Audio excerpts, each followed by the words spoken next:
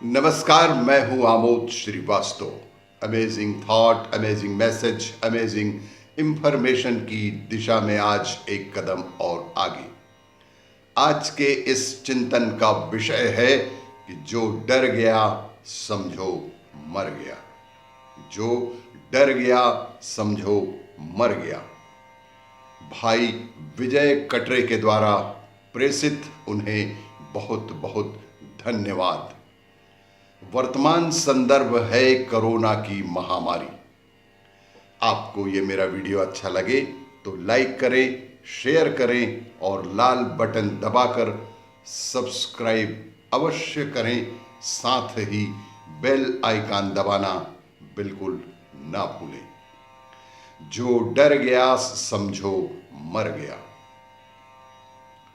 Corona महामारी, corona वैश्विक महामारी के संदर्भ में हिंदी फिल्म का यह डायलॉग, जो डर गया समझो मर गया, एकदम सटीक प्रतीत होता है।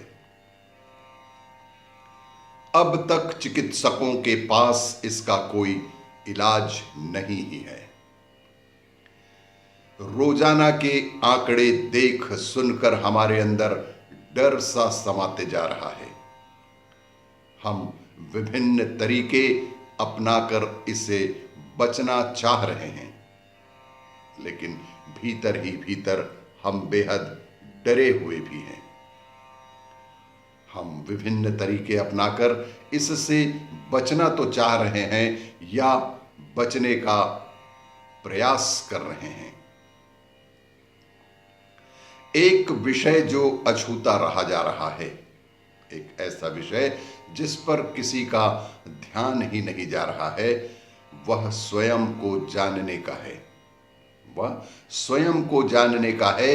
इसके भौतिक और आध्यात्मिक पहलू हैं, जिसका उल्लेख हमारे पौराणिक धर्म ग्रंथों, शास्त्रों और शिक्षा में है।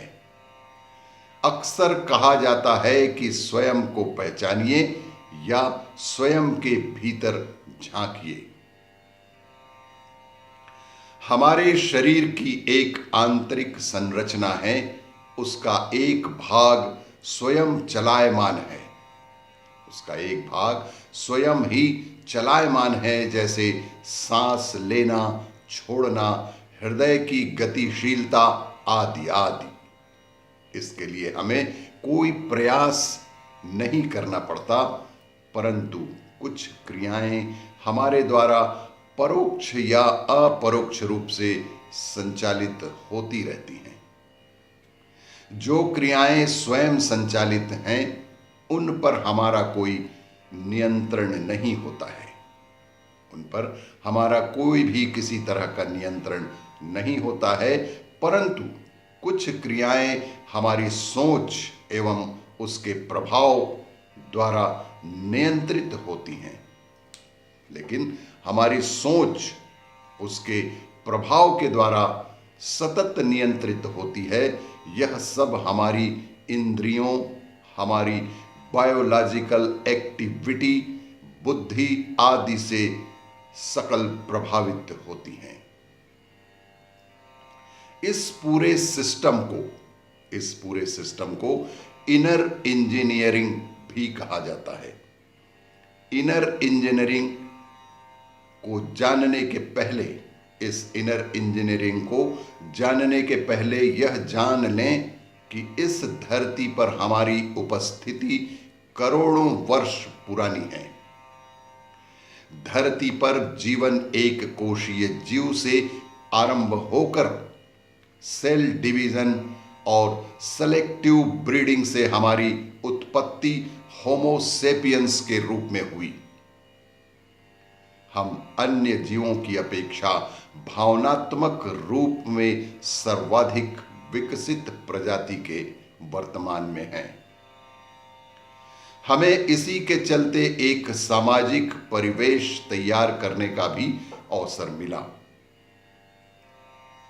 हमें अपनी सुरक्षा भी करनी पड़ी, जिसके कारण हम सर्वाइवल ऑफ फिटेस्ट के सिद्धांत पर भी खरे उतरे और जिसके कारण हम सर्वाइवल ऑफ फिटेस्ट के सिद्धांत पर भी खरे उतरे।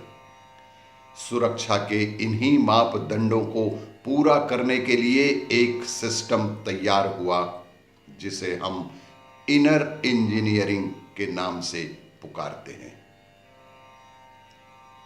जब जंगलों में शिकार के लिए जाते और कोई जहरीला या शक्तिशाली जीव आता तो हमारी आंतरिक प्रणाली ऐसा हार्मोन्स स्रावित करती कि हमारे शरीर में अतिरिक्त ऊर्जा पैदा हो जाती और हम या तो उस जीव से लड़ सकते या वहां से भाग सकते, या तो उससे लड़ सकते और नहीं लड़ सकते तो भाग सकते।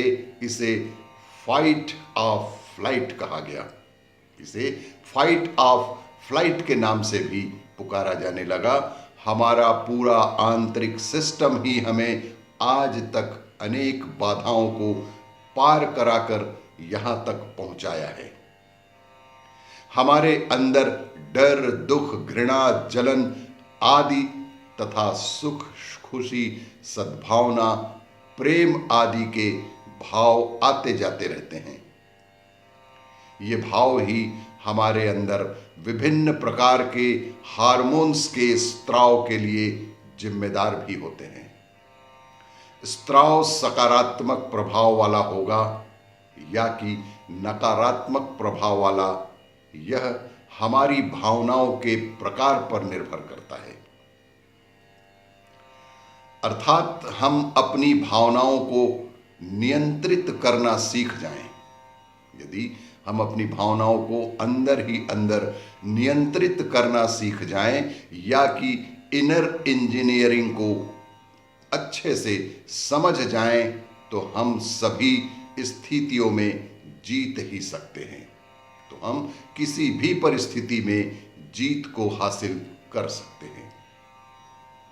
जब हम खुश होते हैं या हमारे अंदर सकारात्मक भाव आते हैं तो शरीर में सेरोटोनिन, डोपामाइन और ऑक्सीटोसिन नामक हार्मोन्स का स्त्राव होता है जो हमारे अंदर एक सकारात्मक ऊर्जा का संचरण करते हैं, जबकि डर, दुख आदि से हमारे शरीर में एसीटीएच और एड्रेनालिन हार्मोन्स स्रावित होते हैं जो कि सदैव नकारात्मक ऊर्जा ही हमारे शरीर को देते हैं और ये हमारी रोग प्रतिरोधक क्षमता के साथ साथ पाचन तंत्र तथा हृदय संबंधी रोग भी पैदा करने में सक्षम होते हैं और हृदय संबंधी रोग इन्हीं के कारण होता है।